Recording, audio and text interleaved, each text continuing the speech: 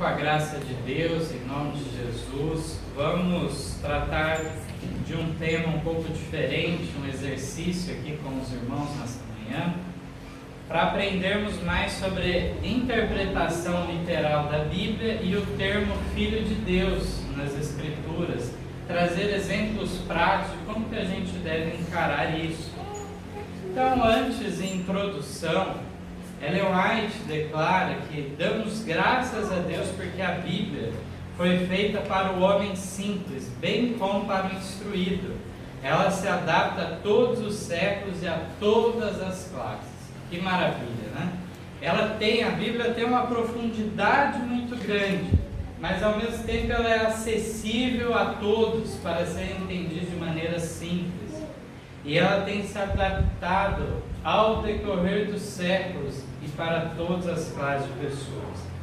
Também, Ellen White declara, o primeiro texto foi do manuscrito 16 de 1888, e o segundo agora da meditação Perto do Céu, página 311, que ela diz que a palavra de Deus, exatamente como se lê, é o fundamento de nossa fé.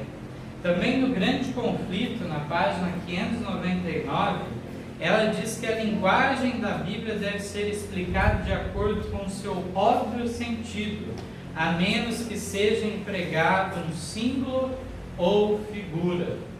Então tem as partes proféticas, né, que elas não devem ser encaradas literalmente. Elas são compreendidas como representando algo, aquele símbolo. Mas via de regra, a Bíblia ela é entendida o quê? No seu sentido literal, assim como se lê. A maior parte da Bíblia, na realidade, se nós formos ver, são histórias sendo contadas, tanto no Antigo como no Novo Testamento. Isso nos revela como que Deus se preocupou em transmitir verdade de uma maneira bem didática, para nós tirarmos lições na história daqueles grandes homens.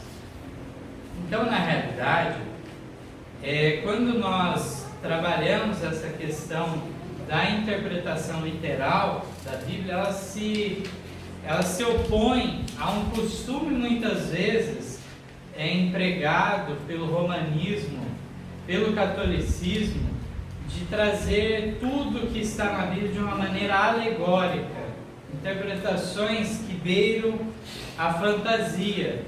Isso foge de um parâmetro exato de como interpretar, porque abre margem o quê? Para inumeráveis interpretações. Então nós devemos sim partir para o lado da interpretação literal da Bíblia, e em alguns casos nós vamos encontrar um outro fator, que é uma dupla aplicação também em algo. Ela pode ter mais de um sentido de fato, mas isso deve ser muito bem trabalhado, para não ser a nossa interpretação particular se sobrepondo ao que Deus quer revelar para nós. No entanto, alguns vão ao extremo em relação a isso e trabalham de uma maneira muito literalista tudo isso, não entendendo sequer o que nós podemos dizer de metáforas, forças de expressão nas Escrituras. Alguns exemplos. Por exemplo, quando Jesus foi falar com Nicodemos naquele encontro secreto que Nicodemos não queria se expor, né? Jesus falou do novo nascimento. Ellen White, comentando essa passagem, diz que Nicodemos deu de bobo, porque Nicodemos fala o que para Jesus naquele momento?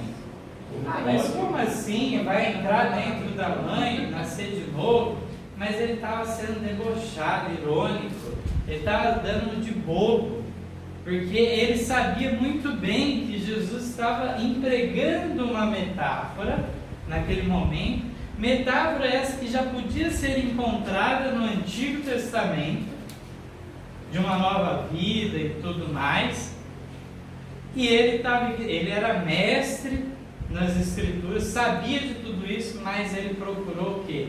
Jogar o assunto de uma maneira não proveitosa, e Jesus já foi direto ao ponto. Não, você sabe do que eu estou falando, né? E você também precisa disso. Você fez uma brincadeira. Então nós vemos que temos, por outro lado, outras pessoas que vão pegar o relato simples, básico da criação e vão dizer que aquilo é alegoria. Cada dia não é um dia literal, são eras. Não aceito a literalidade da semana da criação. Isso é rejeitar a própria exatidão que a Bíblia procura dar. Porque no final de cada dia falava o quê? E foi tarde de manhã o primeiro dia. E foi tarde de manhã o segundo dia. E assim por conseguinte. Mostrando que eram dias literais. Assim, nós encontramos que Deus se preocupa com essa exatidão. Quando Ele ordenou um dia de descanso, não era qualquer um dos 7. Deus determinou que o 7º dia, como dia de guarda. Devemos ser fiéis a isso.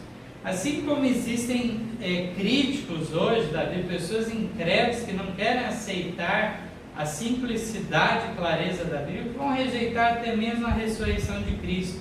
Mas não, os discípulos imaginaram aquilo, pensaram, ele estava vivo na pessoa deles, aquela fé, aquela espiritualidade. Não, porque as Escrituras não é uma espiritualização do assunto, mas fala de maneira biográfica, de maneira histórica, contando que Cristo ressurgiu dos mortos ao 3º dia. Então nós temos ao mesmo tempo certas forças de expressão, certos empregos que devemos entender, como por exemplo na Bíblia fala do casamento, que quando se juntam em casamento os dois tornam-se o quê? Uma só carne. Isso é literalmente vira uma só carne? Não. Então temos que ter um sentido muitas vezes espiritual para compreender aquilo, uma força de expressão. Assim como nós trabalhamos a doutrina da Trindade também, onde 3 são um em um outro sentido. Não no mesmo sentido, eles são 3 pessoas, mas são a eterna divindade. A eterna divindade sempre manifesta em 3 pessoas. As profecias, então, já comentamos, né? É algo que deve ser interpretado, aquele símbolo. Então nós podemos, de maneira resumida, falar de várias formas literárias. Literal, quando nós lemos literalmente, é o sentido primeiro, original, exato das palavras, opõe-se ao sentido figurado. O sentido metafórico é quando se usa uma figura de linguagem. Quando utilizamos uma metáfora, estamos fazendo uma figura de linguagem em que há uma transferência do significado de uma palavra para outra, por meio de uma comparação não explícita. Por exemplo, a paixão queimou-se, ou falarmos nervos de aço, dar asas à imaginação. Nós estamos empregando figuras para expressar algo. Isso a Bíblia também o faz. Poesia, por exemplo, é a arte de compor através de versos, de uma maneira artística, caracterizando certas regras, estruturas específicas. Então esse gênero literário, composto desse modo de expressão, vai usar muito de metáforas. Nós vamos ver muito disso em Salmos, em Provérbios, em Eclesiastes, em Jó também, é um livro extremamente poético. Temos também o sentido das parábolas, né, que é uma comparação desenvolvida em uma história curta, cujos elementos são eventos e fatos da vida cotidiana, e no qual se ilustra então uma verdade moral e espiritual, como a parábola do filho pródigo. Nós temos um relato simples, algo por detrás daquilo, uma lição a ser tirada. Existe o sentido alegórico, como nós comentamos, que é uma expressão figurada de um pensamento ou sentimento, por meio do qual um objeto pode significar outro. Isso é muito limitado na Bíblia. É basicamente só nas profecias que nós vamos encontrar isso, não em outras passagens. E o sentido simbólico, você pega certas coisas que uma parte representando um todo, e aí tudo isso nós vemos, por exemplo, dando um exemplo, mesmo na nossa linguagem cotidiana, nós o fazemos isso, não é só na Bíblia que nós vamos encontrar profecias usando símbolos. Quando se fala da balança como símbolo da justiça, né? Se fala da pomba como símbolo que dá paz. Então, empregado uma figura física para falar de um princípio, de um sentimento, de algo. Vamos abrir então nossas Bíblias em Mateus capítulo 11, verso 14. Mateus, no capítulo 11, verso 14. Aqui está um relato que faz referência ao que estava uma profecia lá no último livro da Bíblia, que lá o profeta Malaquias tinha dito que antes que viesse o último dia de Deus, seria enviado o profeta Elias, que converteria o coração dos pais aos filhos, dos filhos aos pais. Então aquela promessa maravilhosa, Jesus vai comentar ela aqui em Mateus 11, 14. Diz assim: e se quereis dar crédito, é este o Elias que havia de vir. Então nós vemos aqui, nesse primeiro texto, que João Batista é tratado por Jesus como Elias. Ele não falou que representava qualquer coisa, mas disse: este o Elias que havia de vir. Então, se nós formos aplicar um método muito literal, excessivamente literal, como que a gente vai entender um texto desse? Porque então aqui o valor que representava, que veio de uma maneira semelhante, não, este Elias. Eu fico pensando no caso do Espiritismo, né? Poderia alguém trabalhar a ideia de reencarnação, né? Mas Jesus, nós sabemos que não tinha esse propósito nesse texto. Inclusive em Hebreus 9 é deixado claro que ao homem foi dado o quê? A ocasião de viver uma vida, e depois disso veio o quê? O juízo, o julgamento de sua vida. Então reencarnação é algo antibíblico. Então o que quer dizer que era o Elias ressuscitado, será? O que Jesus queria dizer com isso, né? Se nós pegarmos a ferro e fogo esse texto, nós podemos ser levados ao equívoco, mas vamos mais. Em Mateus 17 agora. Mateus 17, os versos 10 a 13, também falando do mesmo assunto, diz assim: e os seus discípulos interrogaram, dizendo: por que dizem então os escribas que é mister que Elias venha primeiro? Verso 11: e Jesus respondendo disse-lhes: em verdade Elias virá primeiro e restaurará todas as coisas. Verso 12: mas digo-vos que Elias já veio e o não conheceram, mas fizeram-lhe tudo o que quiseram. Assim farão também padecer o Filho do Homem. Verso 13: então entenderam os discípulos que lhes falara de João o Batista, dizendo que Elias já havia vindo. Mas vamos ver mais um texto agora, em Lucas agora, capítulo 1. Lucas 1, versos 16 e 17. Aqui nesse relato nós vemos uma passagem em que o anjo aparece para Zacarias. Zacarias, o pai de João Batista. Então no verso 16 de Lucas 1, diz assim: o anjo falando para Zacarias: e converterá muitos dos filhos de Israel ao Senhor seu Deus, falando do papel que seu filho ia ter. E o verso 17: e irá diante dele no espírito e virtude de Elias, para converter os corações dos pais aos filhos e os rebeldes à prudência dos justos, com o fim de preparar ao Senhor um povo que bem disposto. Então aqui está a interpretação. para o fato de Jesus chamar João Batista de Elias. No final das contas, o que significa? Ao lermos a Bíblia na sua integralidade, ela se auto-interpreta.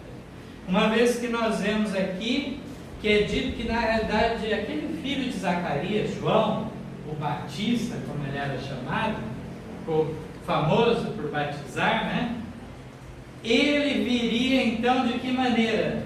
No espírito e virtude, ou no espírito e poder de Elias, para fazer uma obra o quê? De preparo do povo para receber o Messias que viria em seguida.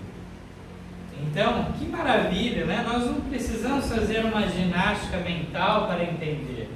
Os próprios textos nos mostram o verdadeiro sentido. Então, não que João fosse a pessoa de Elias, mas efetuaria uma obra semelhante, de fato, com uma disposição, um poder semelhante ao de Elias. Mais adiante ainda, nós encontramos mais detalhes nessa história, que tudo isso são exemplos práticos de como interpretar o quê? Corretamente as Escrituras. Lucas 7 agora. Lucas 7, o verso 28.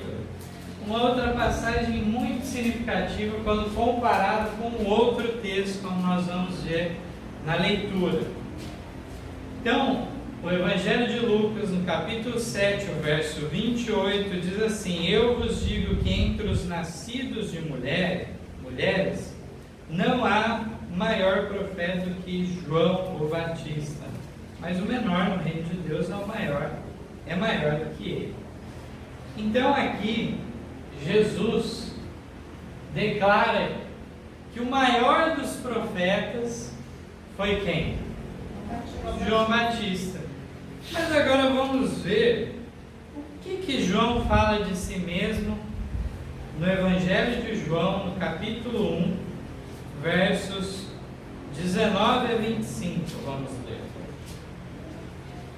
Olha que curioso agora, porque vai convergir nesse texto de João, no capítulo 1, verso 19, tanto o assunto do Cristo, do Elias e de ele ser profeta.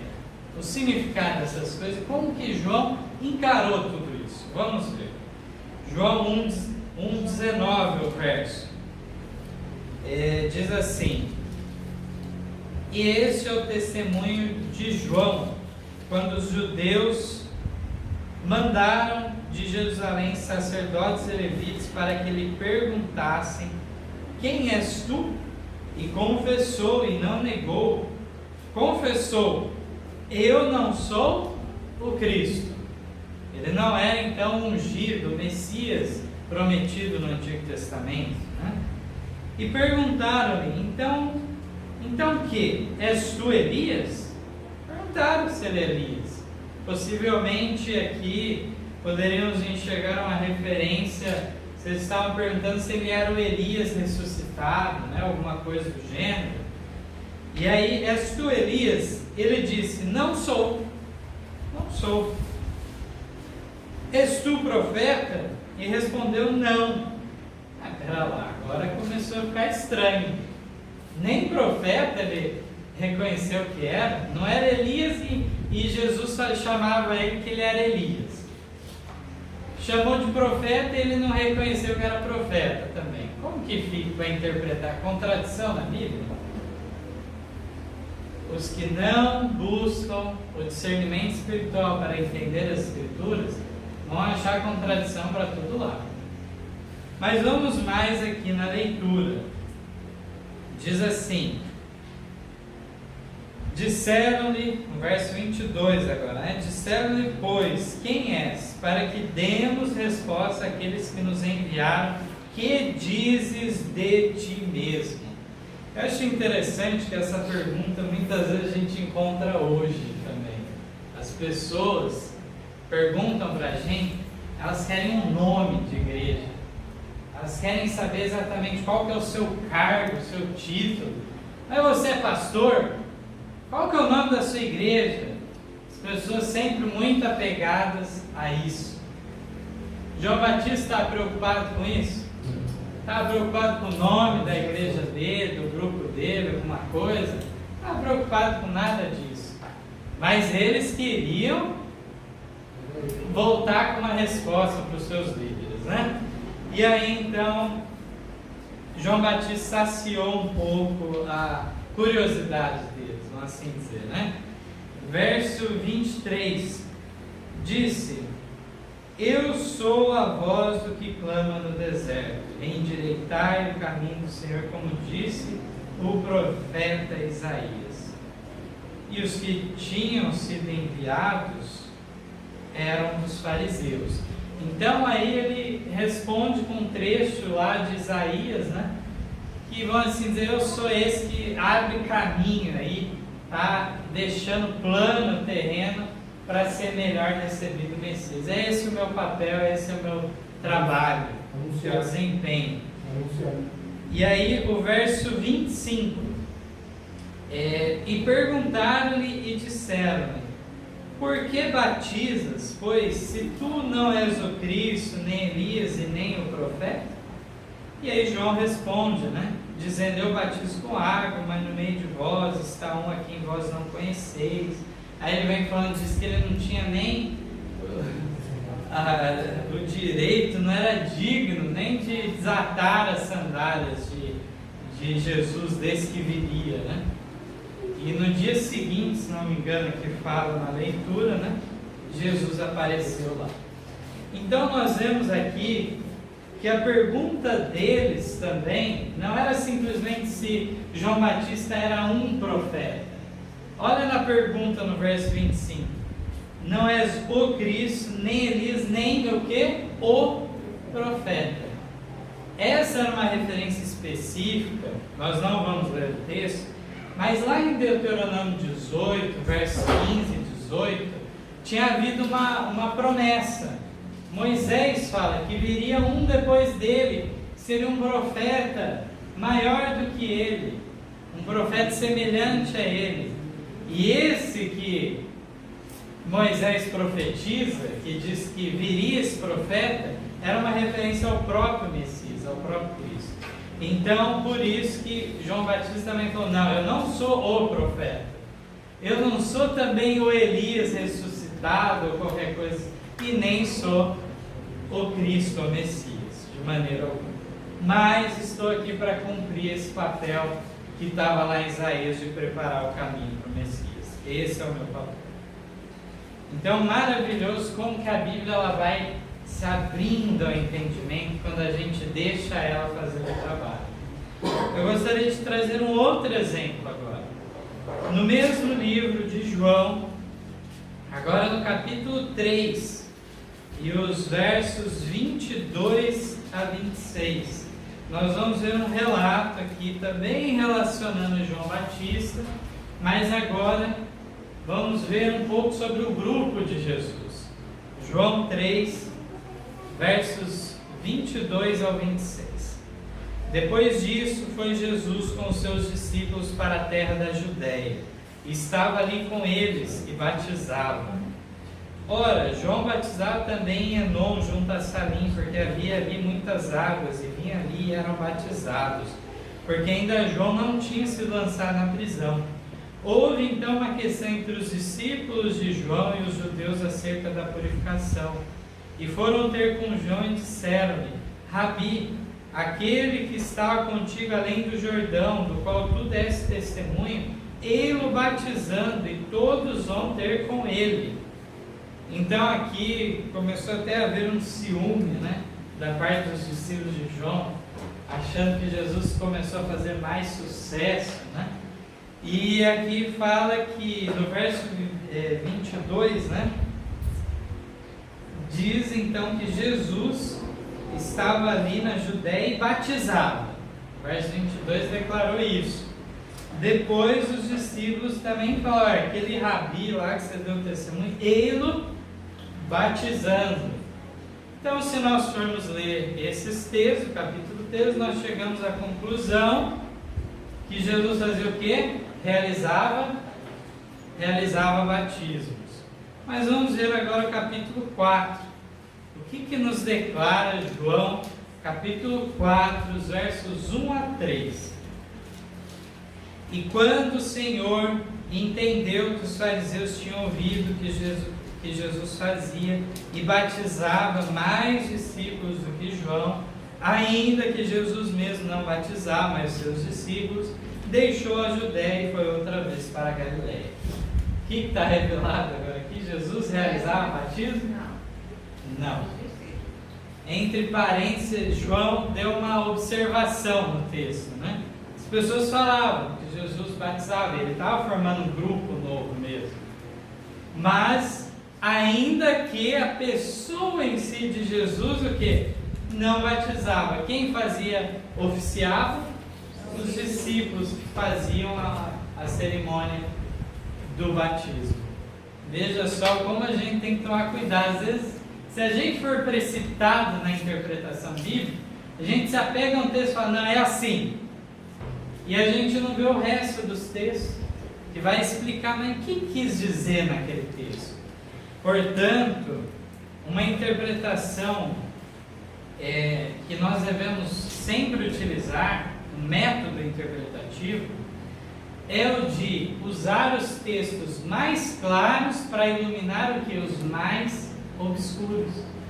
Muitas pessoas querem se agarrar às suas dúvidas, suas heresias, e elas se apropriam dos textos mais obscuros, mais difíceis mesmo de compreender, e cegam os olhos, fecham os olhos o quê? Para os textos claros que explicariam aquela dúvida. Devemos então ter esse pensamento em mente. Então, tudo esse exercício que nós fizemos é importante para entrarmos na segunda parte, que é o termo Filho de Deus. Vamos em 1 João, no capítulo 5. O que é declarado então sobre isso? 1 João, quase no final da Bíblia, né? Capítulo 5 e o verso 1, primeiramente. Aqui diz assim: todo aquele que crê que Jesus é o Cristo é nascido de Deus. Todo aquele que ama o que o gerou também ama o que dele é nascido. Então aqui esse texto fala da importância de reconhecer aquele Jesus de Nazaré como sendo Cristo prometido. Mas fala também daquele, falando do Pai, né, daquele que o gerou. E alguns podem usar esse texto para dizer o quê? Que Jesus é um ser criado, gerado lá na eternidade. Mas o texto está falando alguma coisa disso? Tem algum contexto para isso? Nós podemos ler antes, podemos ler depois. Não vamos ler nada disso no texto. O texto está se referindo ao quê? A encarnação dele como ser humano. Ele foi gerado, sim, mas não como Deus. Deus não é gerado. Ou ele é um Deus verdadeiro ou um Deus falso. Se ele é um Deus verdadeiro, ele não foi gerado. Mas foi gerado de que maneira? Como homem. Ele adquiriu a natureza humana. E aí, nesse sentido, sim. Ellen White comenta no Desejar de Todas as Nações, na página 24, que como Filho do homem deu-nos exemplo de obediência, como Filho de Deus dá-nos poder para obedecer. Então, outra característica também que nós vemos é esse termo Filho do homem, nas Escrituras tantas e tantas vezes. Simplesmente quer dizer o quê? Que ele era um ser humano. Ele realmente encarnou, tomou essa... Não era uma aparência só de um ser humano, mas de fato ele se tornou. Mas nós temos que entender também o que significa Filho de Deus. Aqui em 1 João ainda, no verso 5, diz assim: quem é que vence o mundo, senão aquele que crê que Jesus é o Filho de Deus? Então diz que tem que crer dessa maneira. Verso 10 ao 13 agora, mesmo capítulo. Quem crê no Filho de Deus em si mesmo tem o testemunho. Quem a Deus não crê, mentiroso fez, porquanto não creu no testemunho que Deus de seu Filho deu. E o testemunho é este, que Deus nos deu a vida eterna, e esta vida está em seu Filho. Quem tem o Filho tem a vida, quem não tem o Filho de Deus não tem a vida. Estas coisas vos escrevi a vós, os que credes no nome do Filho de Deus, para que saibais que tendes a vida eterna, e para que creiais no nome do Filho de Deus. Várias vezes usando esse termo, dizendo que é importante, é necessário crer no Filho de Deus, crer que Deus enviou o seu Filho, e assim por diante. Aqui no verso 20 diz ainda: e sabemos que já o Filho de Deus é vindo, e nos deu entendimento para que conheçamos ao verdadeiro, e no que é verdadeiro estamos, isto é, em seu Filho Jesus Cristo. Este é o verdadeiro Deus e a vida eterna. Aqui também o próprio Cristo é identificado como que? O verdadeiro Deus, no verso 20. Então nós vamos ver que nada mais é do que essas declarações, quando Jesus é chamado de Filho de Deus, do que uma referência também a ele ser o prometido, ao Messias. Nós vemos, por exemplo, lá em Daniel, que o rei olha lá que tinha uma quarta pessoa na fornalha ardente, não é isso? E ele diz: mas esse é semelhante ao Filho de Deus. Ellen White explica aquela passagem, ele fala que Daniel, seus companheiros, tinha explicado para o rei a profecia do Messias, aquele que viria e nasceria de um ser humano. Então o rei já estava ciente, por isso que ele se expressou daquela maneira naquele momento. A profecia bendita. Vamos ver agora mais alguns textos em João, no capítulo 5. Agora é o Evangelho de João, retomamos a ele. Capítulo 5, versos 17 e 18. Esse agora é um texto que vai nos ajudar a entender o sentido desse termo também, no seu sentido mais original possível. O que está na mentalidade judaica? João capítulo 5, versos 17 a 18. E Jesus lhes respondeu: meu Pai trabalha até agora, e eu trabalho também. Por isso, pois, os judeus ainda mais procuravam matá-lo, porque não só quebrantava o sábado, mas também dizia que Deus era seu próprio Pai, fazendo-se igual a Deus. Então, eles se equivocavam tanto no sentido de falar que Jesus estava quebrantando o sábado. Ele não estava, como bem sabemos. Jesus, na realidade, estava guardando a maneira correta, mas transgrediu o quê? As tradições que eles tinham posto, Jesus estava transgredindo, que não era a palavra de Deus tinha declarado. Assim também eles achavam que Jesus blasfemava ao dizer que Deus é seu Pai, que Ele é o Filho de Deus. Porque fazendo isso, o que eles interpretavam? O que o texto diz? Que ele estava se igualando, fazendo-se igual a Deus. Então, irmãos, na nossa mentalidade ocidental, quando nós falamos Filho de Deus, nós enxergamos algo referente a uma derivação, como alguém inferior, menor. O pai é maior, o filho é menor. Mas na mentalidade hebraica não era esse o sentido. Filho de Deus quer dizer que é algo em identificação com Deus. Assim como nós encontramos várias passagens tratando dessa maneira. Os filhos de Belial é porque eles fazem as obras desse ídolo, Baal. 2 discípulos de Jesus foram chamados o quê? De filhos do trovão, porque eles eram o quê? Muito bravos, nervosos, trovejavam, né, quando falavam. Então, nós vemos que ainda no sentido de identificação, o filho da luz é um iluminado, e assim por diante. Nós vemos esse tipo de expressão muitas vezes nas Escrituras, o termo Filho de Deus, assim como nós, aí falando já da terceira pessoa da divindade, né, que não é o assunto de hoje, mas quando nós encontramos a Bíblia falando Espírito de Deus, as pessoas acham que é alguma coisa que provém, derivado. Não. Espírito de Deus quer dizer que é um Espírito divino. Simplesmente isso. Nada além disso. Vamos agora no capítulo 10 de João. Também tem mais um texto aqui para vermos. Capítulo 10, os versos 30 ao 33. Diz assim: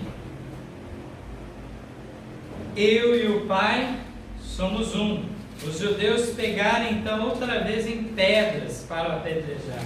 Respondeu-lhes Jesus: Tenho-vos mostrado muitas obras boas procedentes do meu Pai.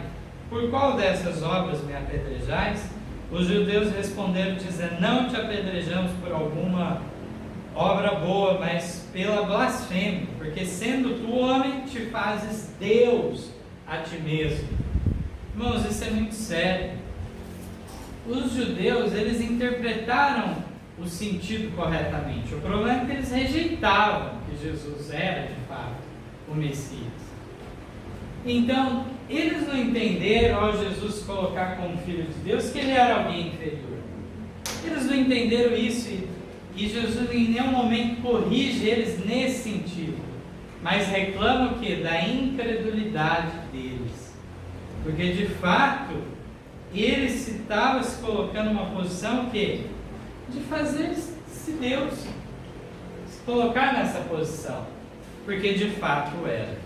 Mateus agora 16, os versos,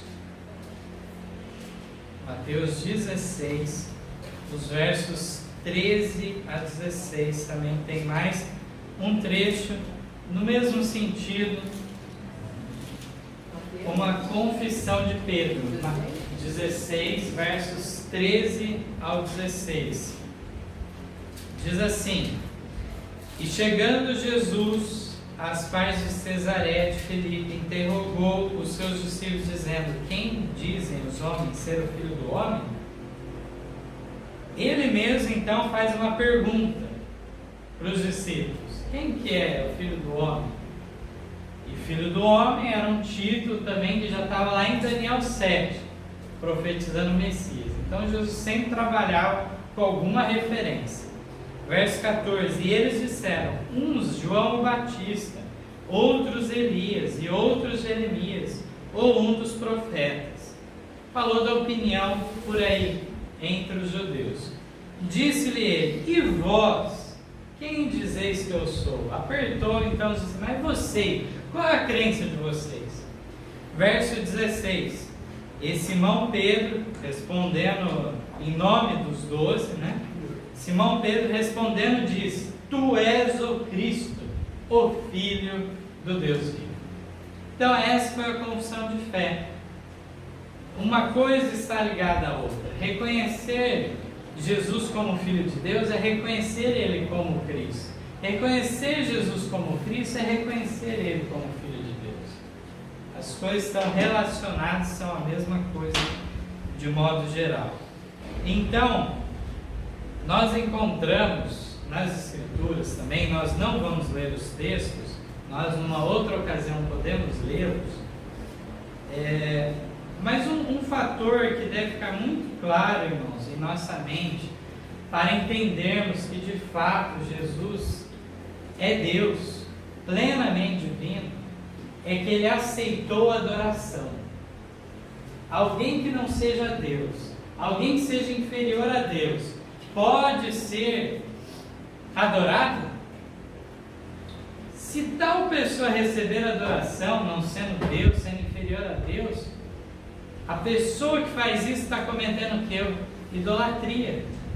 Está idolatrando algo no lugar de Deus. Mas Jesus, várias e várias vezes, foi adorado pelas pessoas e Ele não repreendeu ninguém. No entanto, quando nós vemos lá em Apocalipse, João, diante da glória de um anjo, ele se jogou em adoração. Tanta glória que o anjo já tinha. E o anjo pegou: não, de maneira alguma, levanta. Eu não mereço adoração, eu sou um conservo teu. Adora a Deus. Mas aí nós vemos Jesus não corrigindo ninguém, recebendo adoração normalmente. Então nós temos, se os irmãos quiserem marcarem os textos, exemplos de adoração à pessoa de Jesus. Alguns exemplos que eu encontrei no Novo Testamento.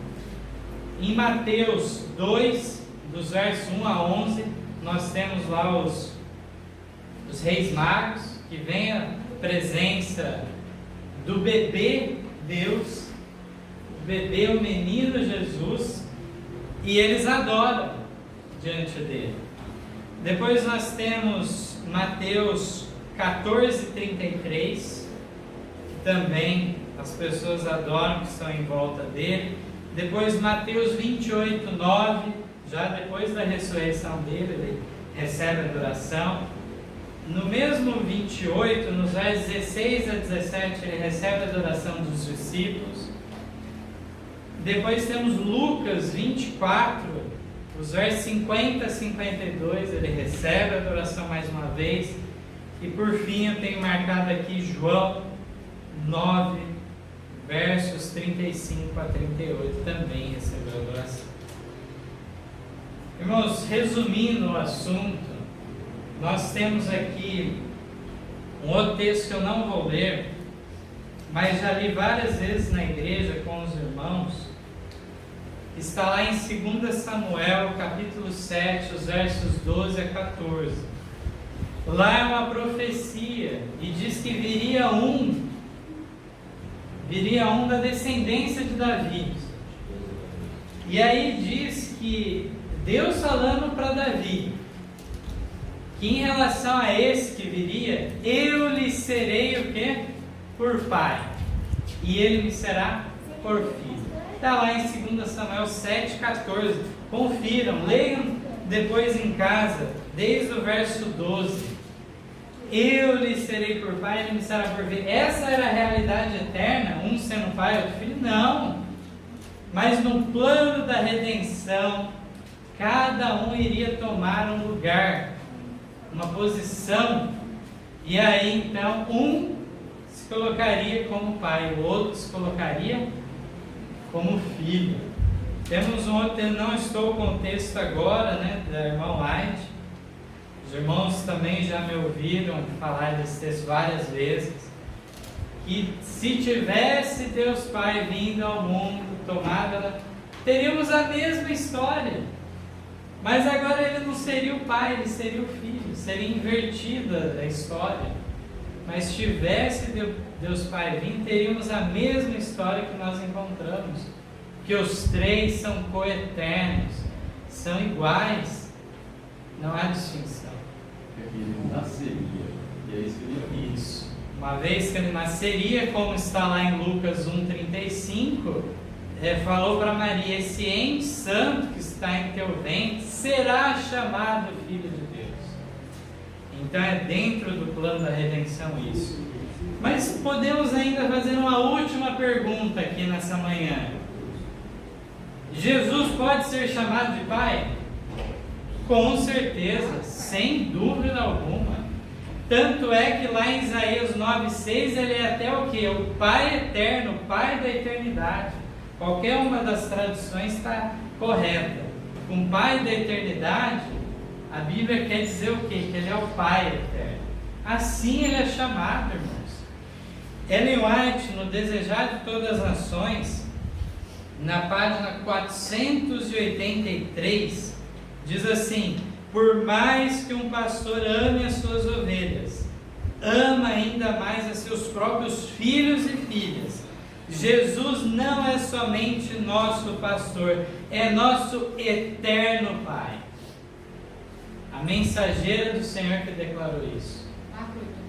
483, no Desejado, ele não é só nosso pastor, mas o nosso eterno Pai. E para finalizar, eu tenho um último texto aqui muito sério para ler. Nós temos já combatido o antitrinitarianismo há muitos anos, né? Nós comentamos outro dia que já desde os meados dos anos 2000 começou a ter isso e tem se alastrado. E nós sabemos que é uma das heresias, uma dos últimos enganos de Satanás reservado para esses dias. Eu tenho um texto aqui do Grande Conflito, da página 524, que é essencial para entendermos a seriedade do estudo. Então, nós mostramos, através dos textos, a plena divindade de Cristo.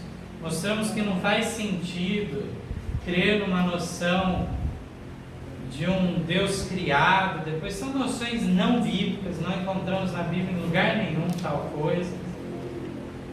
Alguns usam textos, por exemplo, que a Bíblia usa um termo que Jesus estava no seio do Pai. Alguns usam esse termo para dizer que ele era uma mesma pessoa que depois se dividiu em duas. Mas o texto também fala que ele depois ressuscitou e voltou ao seio do Pai. Como é que fica agora? Então o que isso quer dizer? É tão simples, as pessoas querem especular, criar noções, simplesmente a intimidade que há entre eles, a comunhão próxima que há entre eles. E diz ainda, os textos, que ele voltaria e partilharia da glória que ele tinha desde toda a eternidade. Então, Jesus veio a essa terra, passou por toda a humilhação que nós bem sabemos e voltou triunfante. Diz que ele tinha deixado o cetro do poder como rei.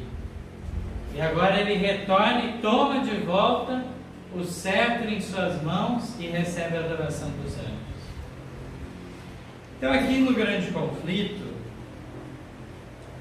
fala que, de fato, o verdadeiro crente, o verdadeiro cristão fiel, ele não vai se salvar descrendo da plena divindade de Cristo. É pesado, irmãos. É duro a gente ler esse texto. Mas é o que está declarado. Diz assim: se os homens rejeitam o testemunho das Escrituras inspiradas concernentes à divindade de Cristo, é em vão arguir com eles sobre esse ponto, pois nenhum argumento, por mais conclusivo, poderia convencê-los. Irmãos, os argumentos apresentados, que é só uma pequena parte de tanto assunto que a gente poderia falar nessa manhã, eles são conclusivos, irmãos? Se nós nos apegar simplesmente no fato de Jesus foi adorado pelas pessoas, não precisava de mais nenhum texto para nós. Mas aqui diz que em vão, por mais conclusivo, nada vai convencer se a pessoa está rejeitando a divindade de Cristo. E Ellen White cita então 1 Coríntios 2,14: o homem natural não compreende as coisas do Espírito de Deus, porque lhe parecem loucura, e não pode entendê-las, porque elas se discernem espiritualmente. Então veja só, irmãos, muitos falam que é loucura crer em Trindade. Fala, como que crê em três? Como que é três? Como que é um? No princípio era Deus. Aí a pessoa não consegue acompanhar.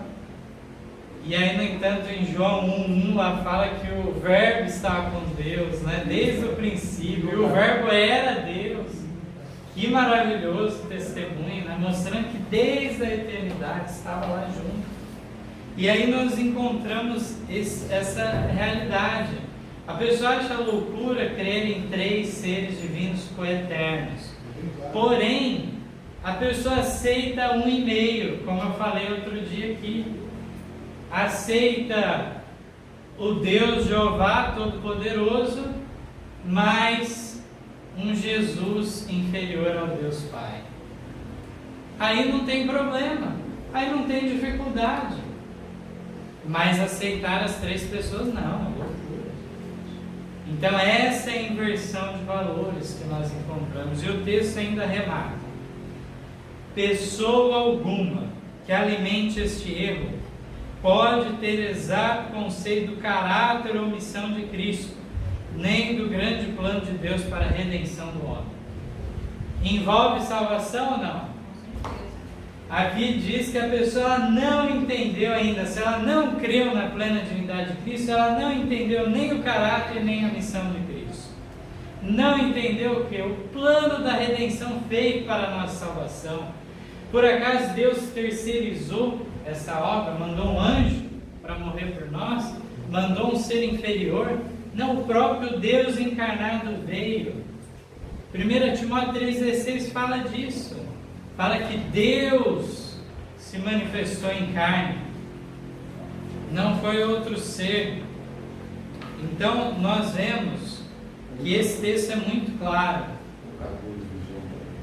1,14 de João fala também, né? Se fez carne. E aí nós vemos, diante disso tudo, irmãos, que quando nós formos falar de justiça de Cristo, de justificação pela fé, que é um assunto central que deve ser no nosso ensino, nós devemos aprender a incluir algo nesse assunto que muitas vezes é deixado de lado. Que o nosso Salvador tinha que ser o próprio Deus. A nossa salvação foi garantida porque Deus veio resolver o problema. Ele é o que é o legislador da lei. A lei podia ser abolida? Não, porque a própria transcrição do caráter de Deus. Mas Deus achou uma maneira de salvar o ser humano, dar uma segunda chance. Ele veio e pagou a culpa da transgressão do homem. E assim, dessa maneira, nós podemos ir confiantes ao trono da graça, sabendo que o sacrifício é infinito por nós. O próprio legislador veio e sofreu a penalidade. A pena que era para nós foi sobre ele. Então, dessa maneira, nós vamos ter um exato conceito da missão de Cristo. Cristo, ele veio para ser um exemplo, um modelo para a nossa vida? Veio. Só que mais do que isso, ele veio para nos salvar, ser o nosso Salvador. E quando nós aceitamos ele como nosso Salvador, de fato ele será o Senhor também de nossa vida. Então Deus seja louvado por essas verdades. E espero que cada um dos irmãos estejam bem firmados na verdade cristalina das Escrituras e dos testemunhos trazidos por Ellen White. Possamos a cada dia aprender mais sobre o plano da redenção, assunto maravilhoso que se desdobrará na eternidade sem fim. Sempre nos maravilharemos e ficará uma marca para toda a eternidade nas mãos de Cristo, mostrando o preço do sacrifício infinito feito por nós. Amém.